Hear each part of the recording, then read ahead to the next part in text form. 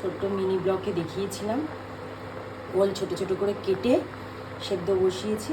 ওলের ডালনা করব কি করে সেটা আপনাদের কাছে আমি দেখাবো।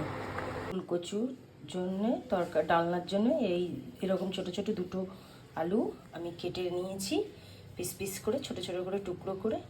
তোমাদের যদি আলুতে কোনো প্রবলেম থাকে আলু ছাড়াও রান্না ওলকচুর ডালনার জন্য একটু সাদা তিল আর আদা টমেটো কেটে মিক্সড করে নেব। সাদা তিল খাওয়া খুব ভালো।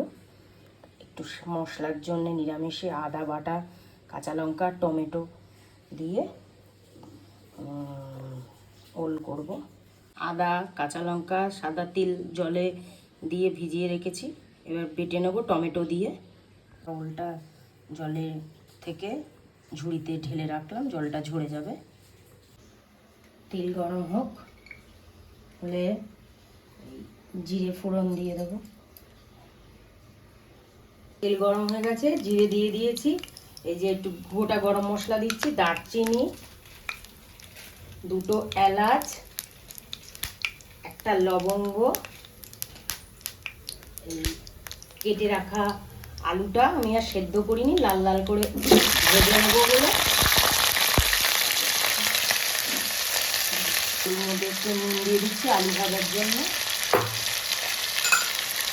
একটু হলুদ দিয়ে দিচ্ছি, দিয়ে একটু নাড়িয়ে নিই।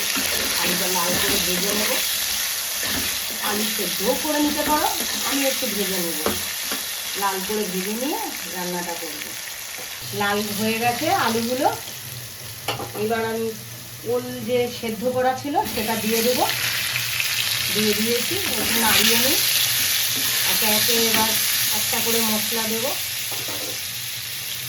বেটে রাখা তিল, কাঁচা লঙ্কা, টমেটো, আদা সব বেটে রাখাটা মিক্সিতে দিয়ে দিলাম। এবার একটু স্বাদ মতন লঙ্কার গুঁড়ো, একটু হলুদ,